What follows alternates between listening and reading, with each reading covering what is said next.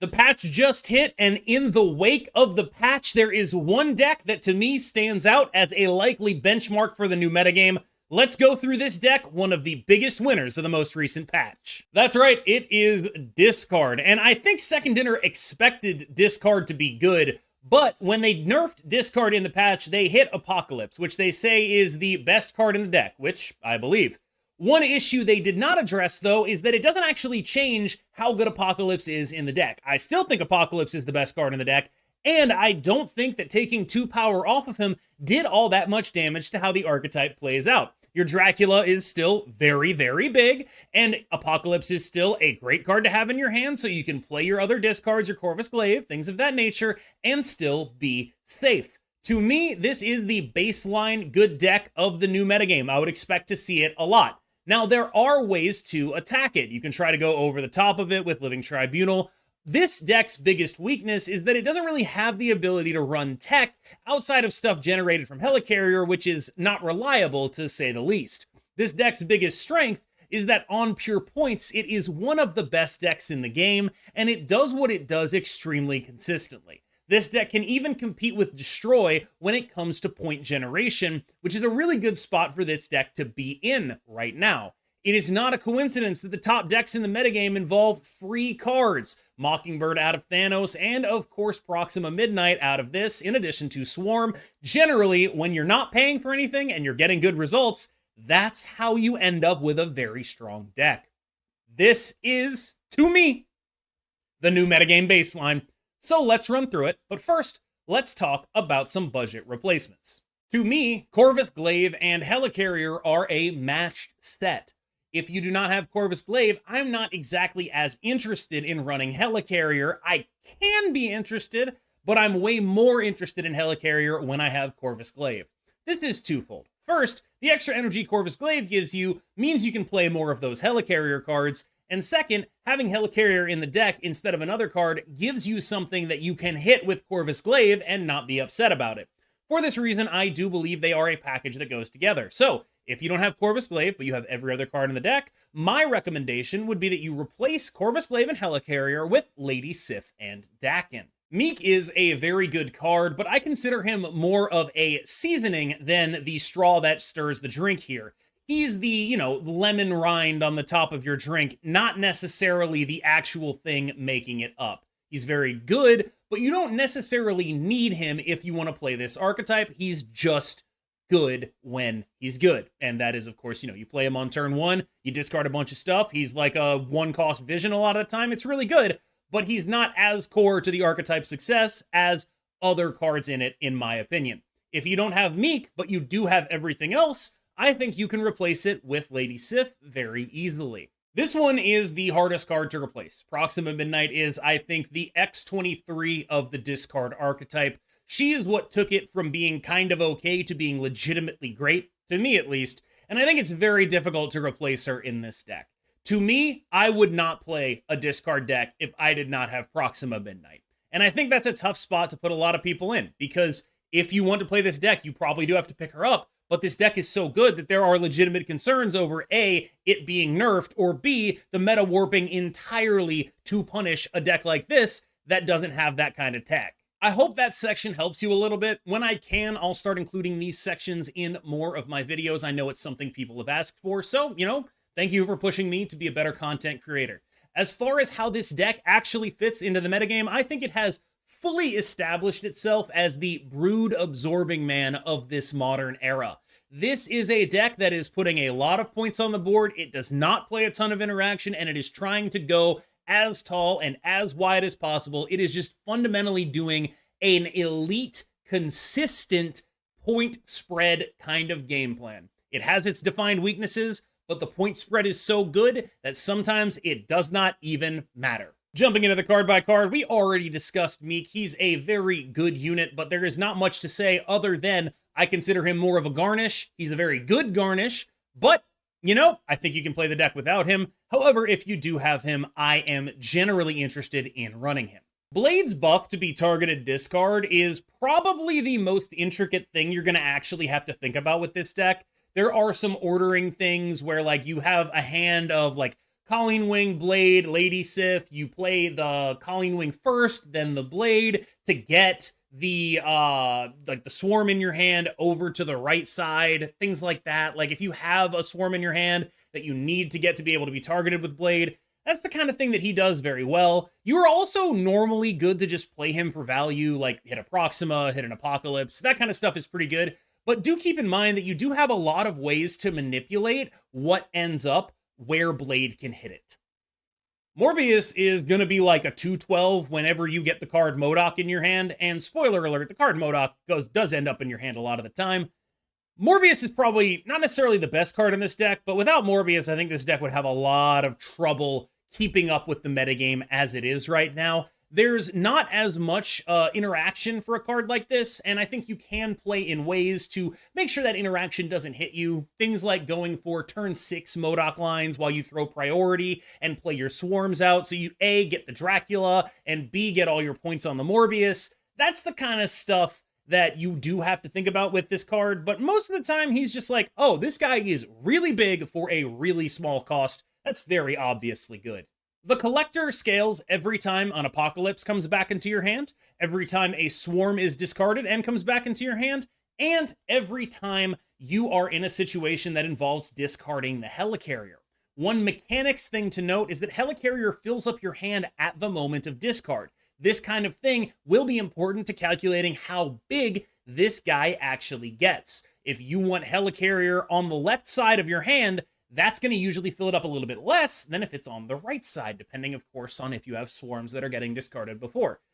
Think this stuff out. This is actually important. The order in which things are discarded, even off of a Modok, will impact how good this card is. Swarm is like kind of obviously a good card once you get the discards down. I mean, like a 0-3 or a 0-6 if you really think about it. That also pumps your Morbius, that also pumps your Collector, that also pumps your Meek.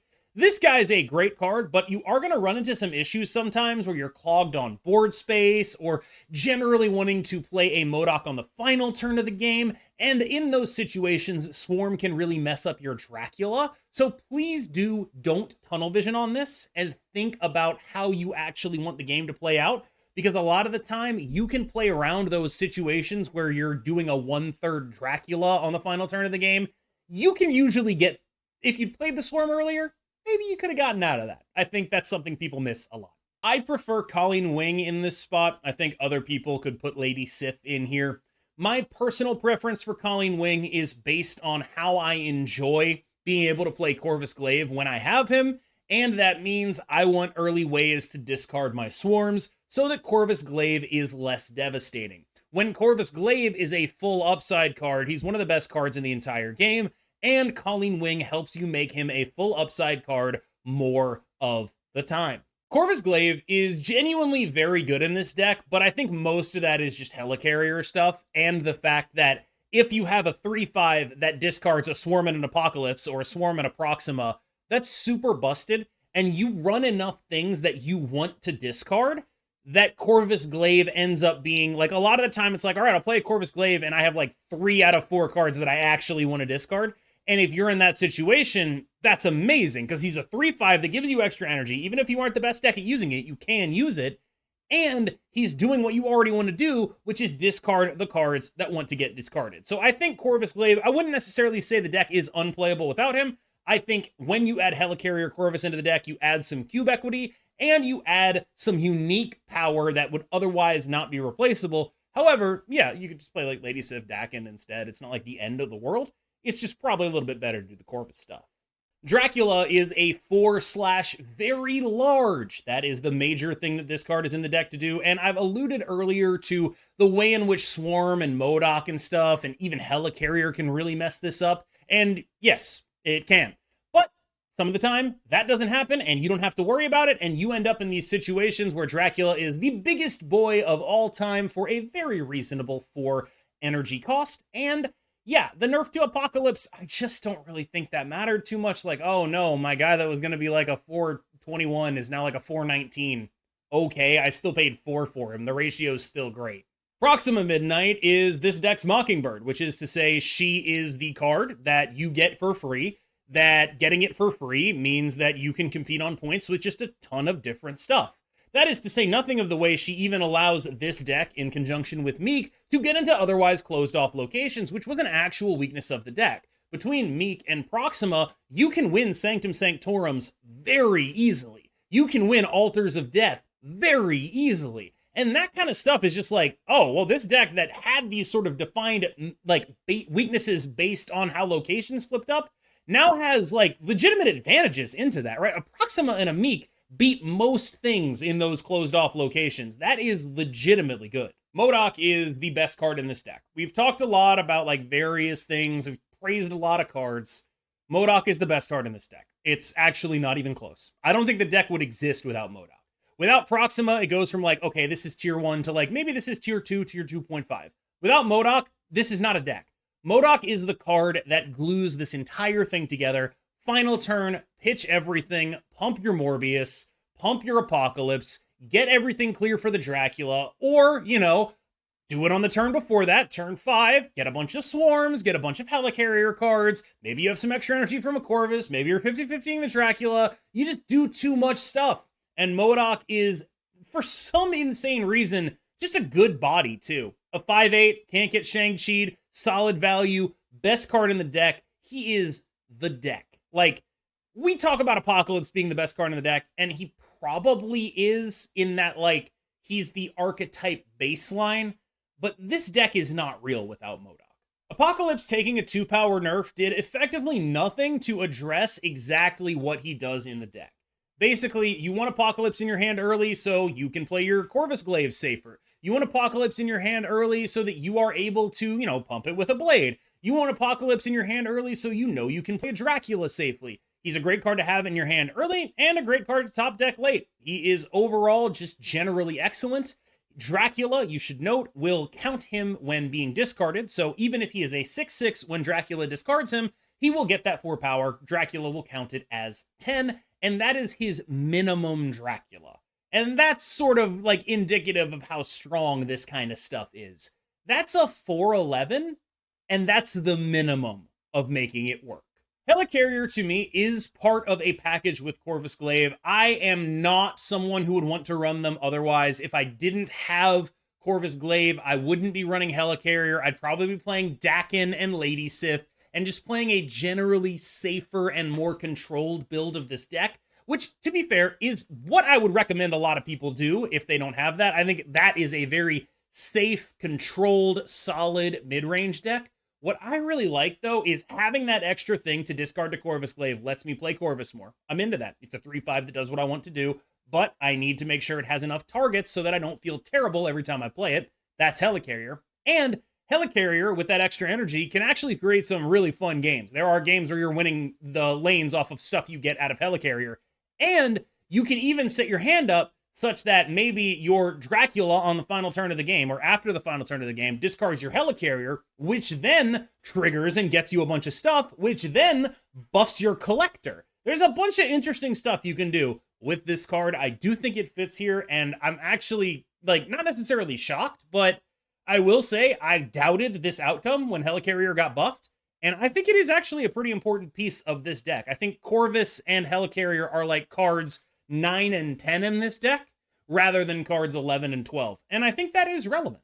All right, y'all, thank you so much for sticking with me through this video. As always, I've been Cam Best. Thank you for making it this far. Remember, like, subscribe, click that bell, turn on notifications. I'm pretty bad at calls to action. I hope that one was good enough. We're going to jump from that into some gameplay. Again, thank you so much. I will see you in the next one. Thanos was right. What? This guy thinks Thanos was right?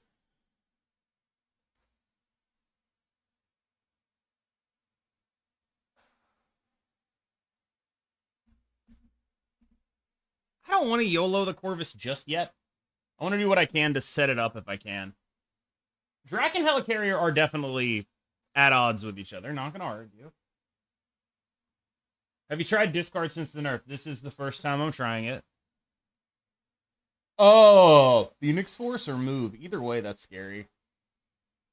Either way, that's really fucking scary. Okay, you know what? It's going to be fine.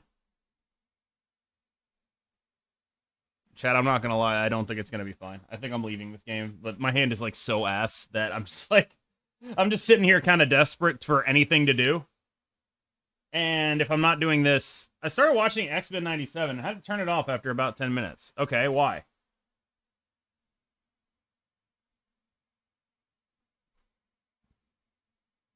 If you mention the word woke in your response, I'm timing you out. Oh, it just didn't grab me. Okay. Acceptable.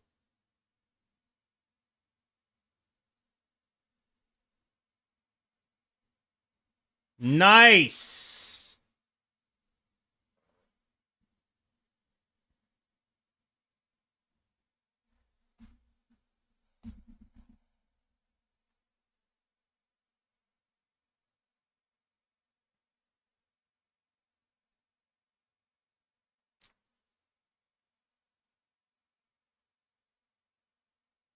Just fill up the lane, huh?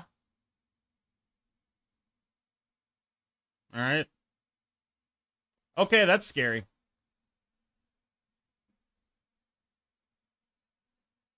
Dude, this deck sucks.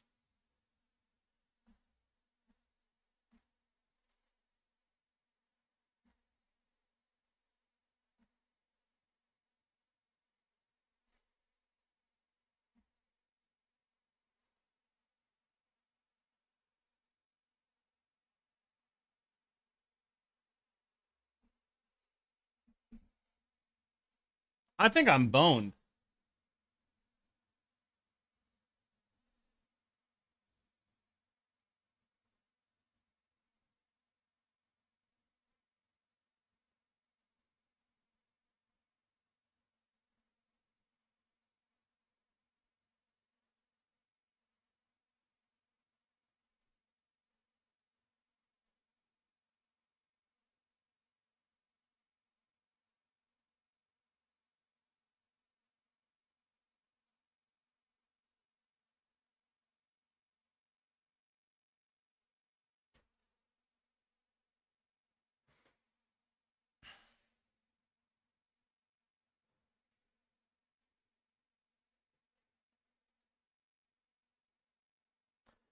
They Heimdall here, that's 18.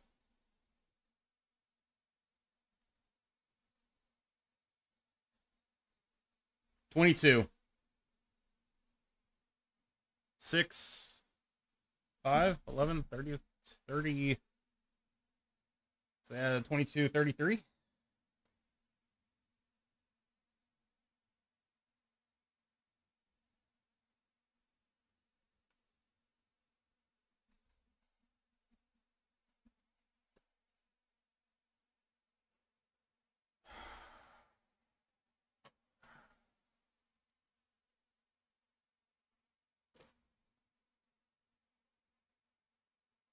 I don't know why they snapped that.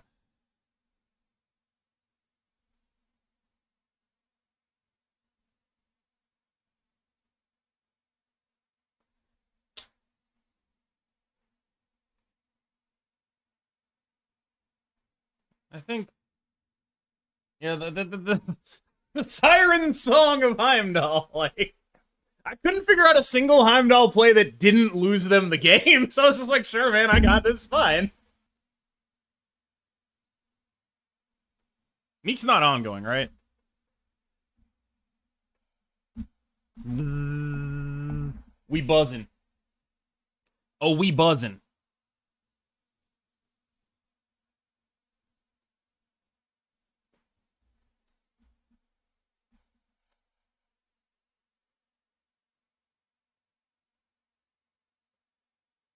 Yeah, complaining about the wokes is actually a business model, yes.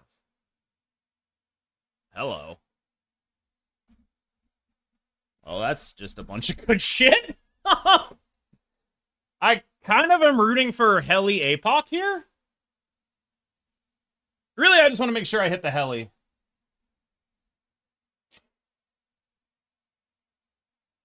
If I'm going to be in an Elysium game, this might as well just be me playing Loki or some shit.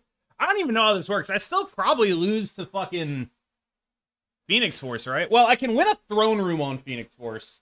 Just on big number, as long as I go taller than them. I don't know. There, we got the heli. All right, cool. Second helicarrier. Holy shit, the gaming is immense.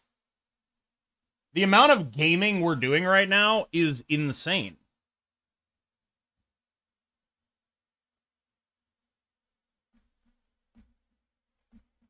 Look at this insane amount of gaming. Miles Morales, it just costs 0 now. Milagrinos, thank you so much. Welcome.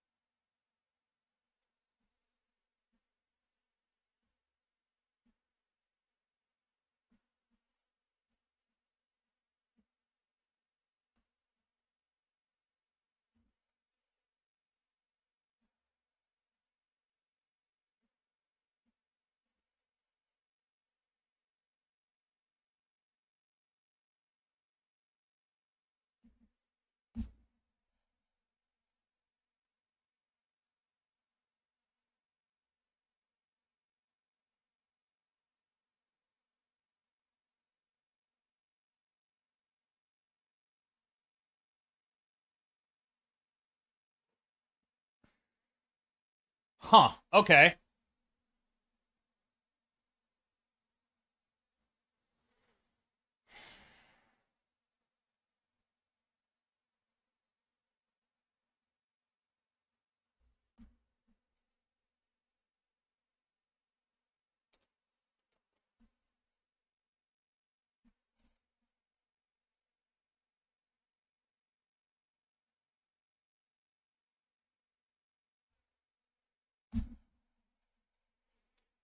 It was Proxima, yeah.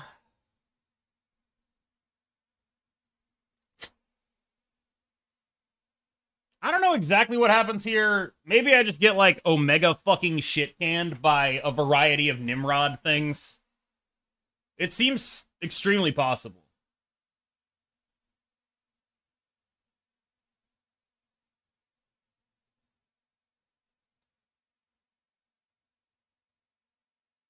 Okay, now it seems a little less possible.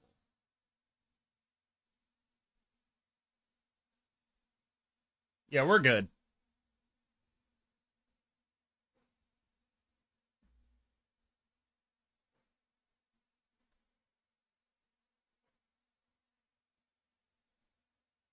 Oi. Oi. Okay, slightly not oi here. Slightly okay. Okay, that's fine. I don't give a fuck.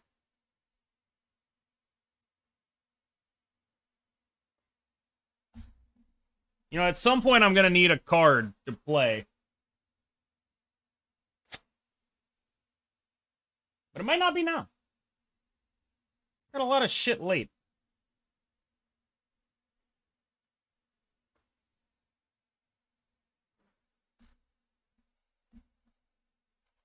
Julio.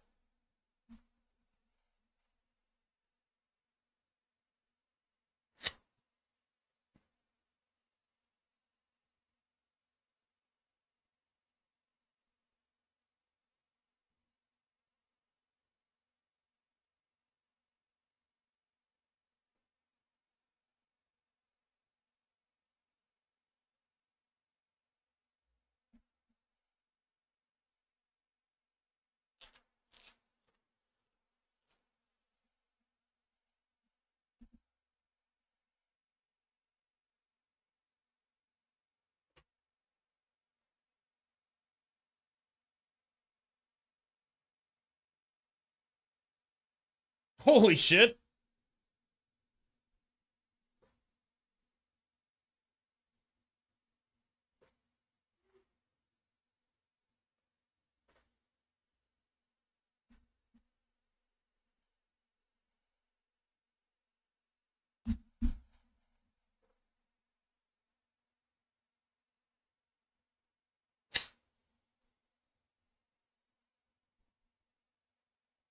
Yeah, that Ronin is about to be small as fuck, dude.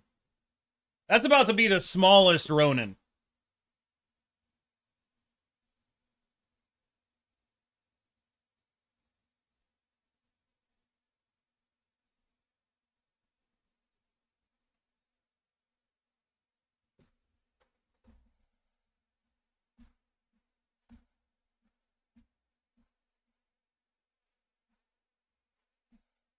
Behold.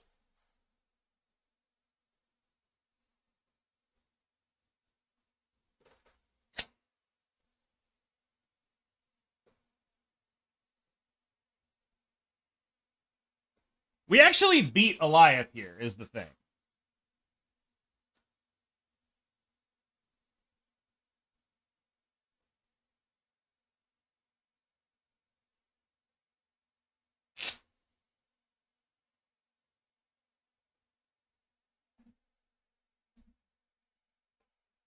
Ronan losing 10 power. They've already played Mold and Maximus. I am fairly certain we beat everything.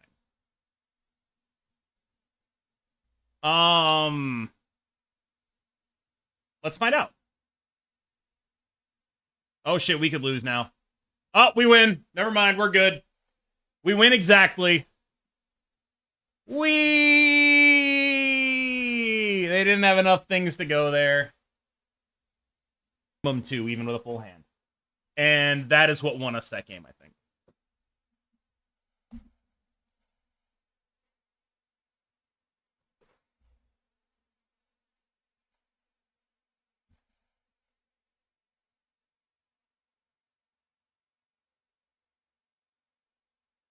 All right.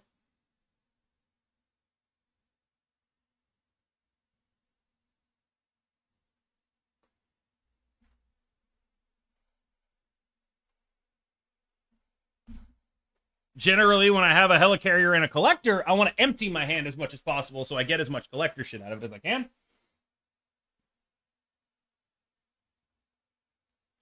I actually should be using, like, Pixel Helicarrier, I think. Turn 2 Mind Stone. Crazy.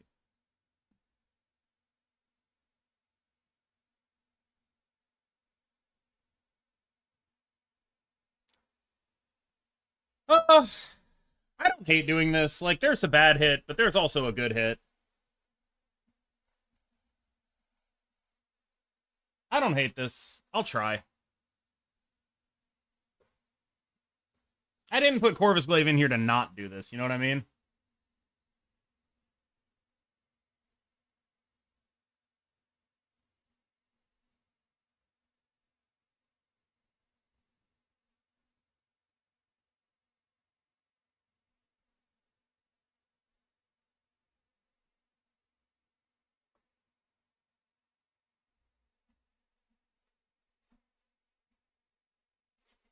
Oh, we warlock, baby. Oh, we warlocking, baby.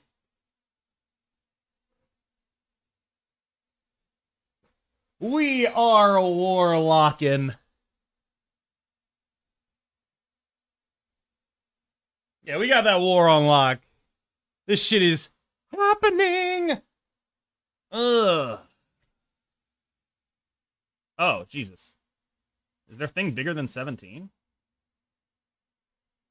No. Haha! Adam Warlock! Let's go!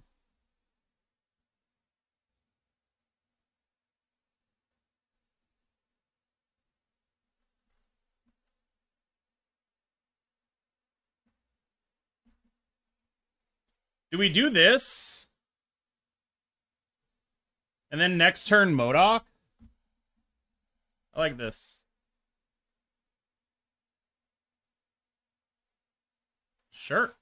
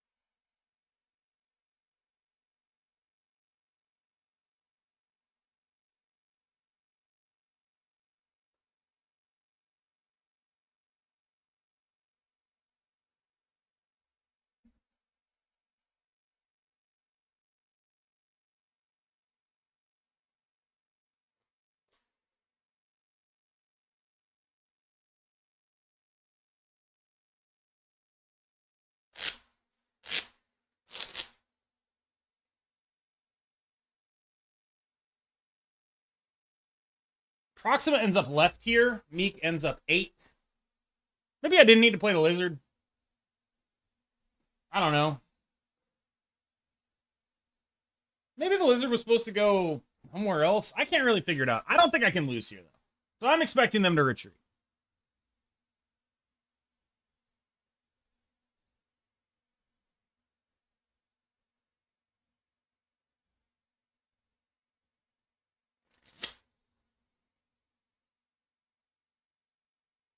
Wow.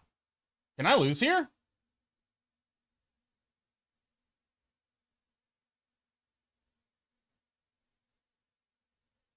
No.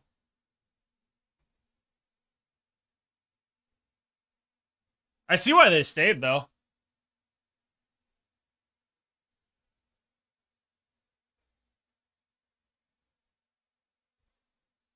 I saw you, Free. Thank you. Ah!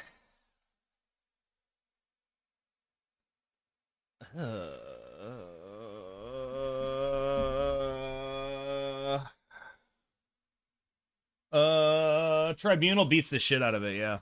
Tribunal ruins it horrifically.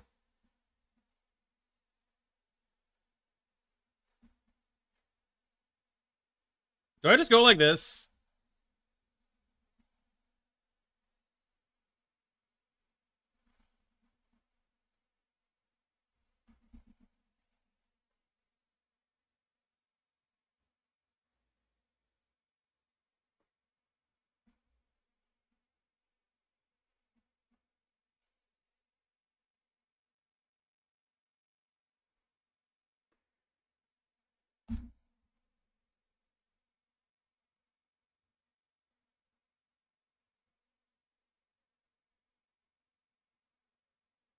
No.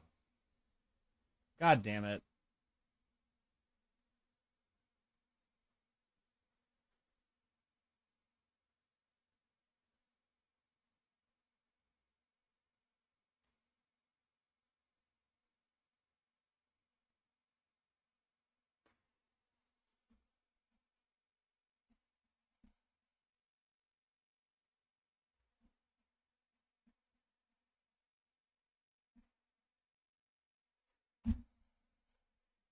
Well, we give them nothing, but they have at least a kitty plus whatever we draw.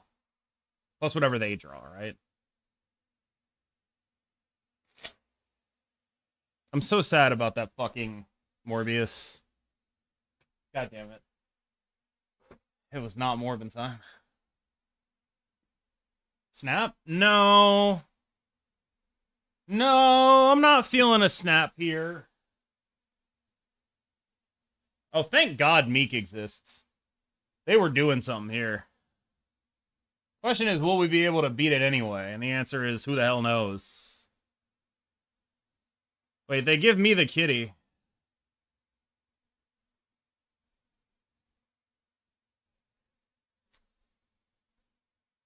Holy shit, that's a doubled Miss Marvel. Wow. That's nice of them.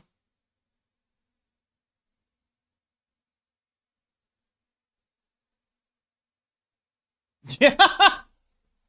That was really nice of them. Thanks. Probably not.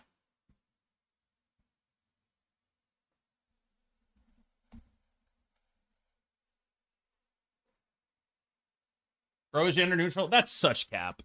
That is such cap, man. Everyone is like, oh, bro is gender neutral until you ask them, like, how many bros are you dating? That's such cap. Yeah, I'm gonna start calling you sis and saying it's gender neutral. That's absolute fucking cap. Get the fuck out of here. That is such a lie. I accidentally call my girlfriend bro sometimes too, not gonna lie. Not happy about it. I do it. I bet you don't even kiss your homies goodnight. I know. These fucking people. Alright, we're not hitting Modok here.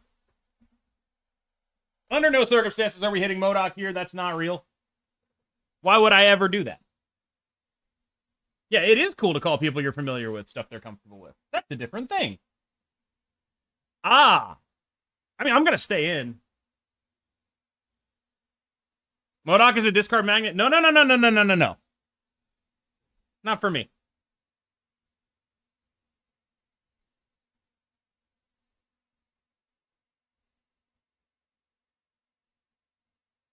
Yeah!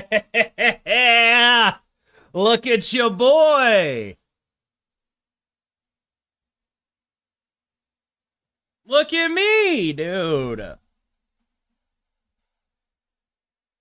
Woo! Look at all this shit!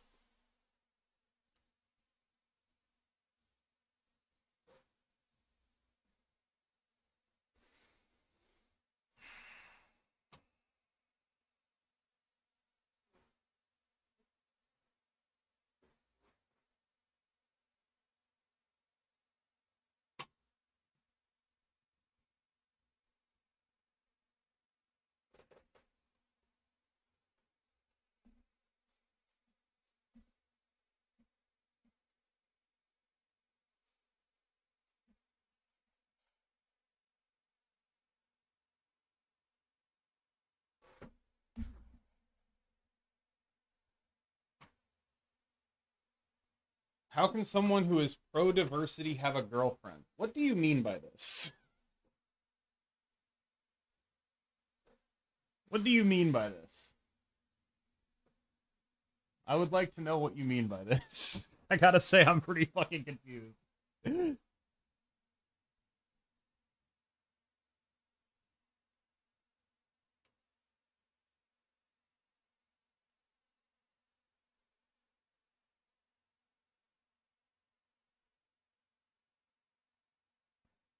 Bad made joke? Okay, you know what? I believe you. That is a bad joke, but, you know, sure, I'm with it. Okay.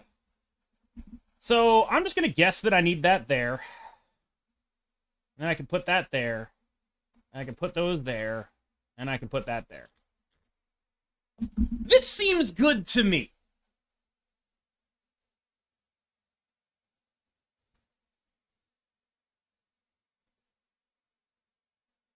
Incoming Absman Shank. We literally don't even lose to that. Do you know how fucked up that is? We lose to, like, Absman Grandmaster Shang, but there's also a Coulson there. How do we lose? I don't know. I can't wait to fucking find out. I can't wait to find out.